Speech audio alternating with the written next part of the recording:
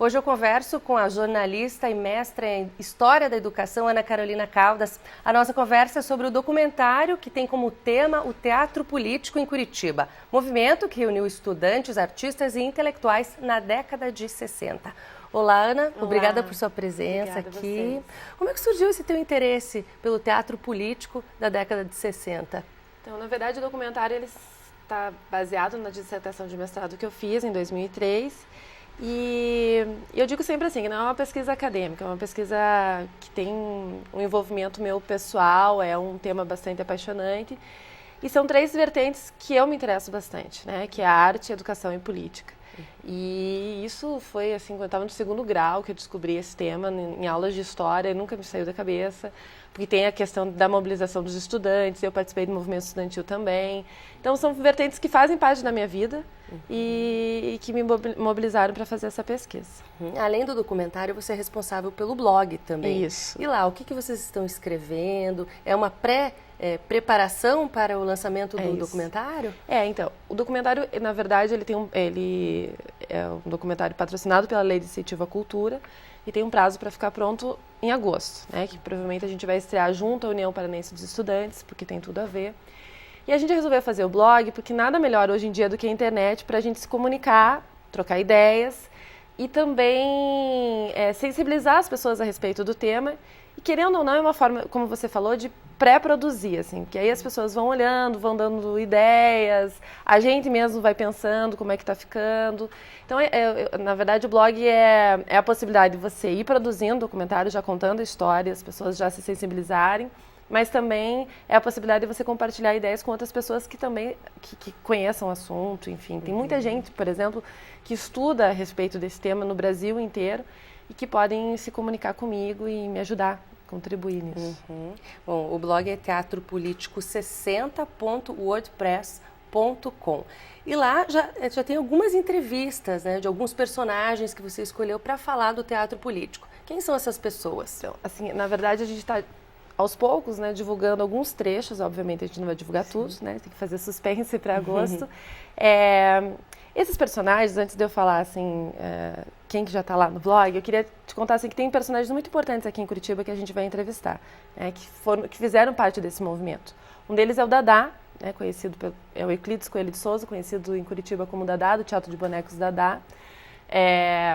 Alunos que faziam um curso de teatro junto com essas pessoas desse movimento, como o Alcidino Bittencourt, que é secretário estadual, Zélia Passos, enfim, várias pessoas, Manuel Kubatchuk, que foi aluno também. René Dott, que você citou. Aí daí tem um outro lado, que essa pesquisa ela foi feita a partir da análise literária que se fazia pelos jornalistas locais, no jornal O Dia, o Diário do Paraná e a Última Hora. E tinha um grupo muito forte, assim, e isso foi muito interessante para mim, quando eu descobri assim, os artigos a respeito da cena cultural, e esse movimento estava inserido, fazendo teatro político, né, teatro de rua, teatro engajado. Então era o René Dott, na época fazia crítica de arte, o Edésio Passos, que hoje é advogado, fazia, o Silvio Bach. Então são pessoas que a gente está programando para fazer entrevistas. E essa pesquisa, ela faz um diálogo com a cena nacional. Na época, o que estava acontecendo? Teatro de arena, aí o Centro Popular de Cultura da UNE. E um dos entrevistados que a gente já colocou ali no blog, e essa entrevista ela já está em 4 vídeos do YouTube e também transcrita, é com o Ferreira Goulart, que foi o diretor do Centro Popular de Cultura da UNE, que é um pedaço dessa história que eu estudo. E ele nos contou, fez toda uma análise a respeito desse movimento na época, fez algumas críticas, é uma entrevista bem bacana que já está lá no blog. E nós temos um trechinho. Vamos assistir? Eu entrei para o CPC em 1962. O CPC tinha sido criado recentemente e o pessoal tinha feito um contato comigo quando eu estava em Brasília antes e ajudei até a conseguirem lá a verba da UNE para ir para o CPC, do Ministério da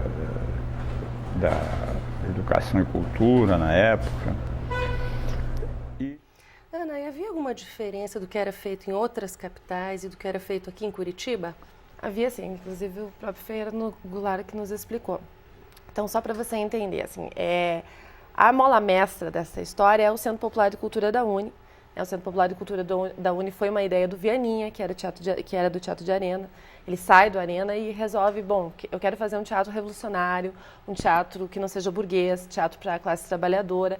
E ele vai até a Uni e fala com os estudantes e aí formam o que eles chamaram de órgão cultural da Uni, que tinha autonomia, mas ajudava as discussões dos universitários.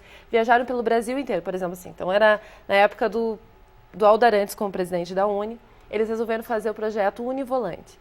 Esse projeto, eles viajaram pelo Brasil inteiro, com um recurso do João Goulart, do governo João Goulart, viajaram pelo Brasil inteiro para discutir reforma universitária. Então eles chegavam nas capitais, discutiam, faziam uma assembleia com os estudantes, mas o povo do CPC, que eram artistas como Vianinha, o próprio Ferreira Goulart, Gian Francesco Guarnieri, o Carlos Lira, outras pessoas que hoje a gente conhece bem, eles viajavam junto e lá faziam algumas esquetes teatrais sobre o tema, né, por exemplo, reforma universitária, e quando tinha condições, eles formavam CPC. Então, na verdade, eles formaram 12 CPCs pelo Brasil e cada um tinha uma diferença. O Ferreira Goulart nos contou que na Bahia eles se dedicaram à música, né? Em São Paulo, ao teatro. E aqui em Curitiba, que teve uma singularidade porque eles formaram o CPC aqui em Curitiba bem na época da campanha de alfabetização, campanha deflagrada pelo governo João Goulart. E aí eles uniram a fazer a alfabetização para adultos, que o CPC aqui em Curitiba fez, junto com o Teatro de Bonecos, que aí já estava o início da trajetória do Dadá. Que depois do Manuel Kobachuk também, que você vai entrevistar. Vou entrevistar.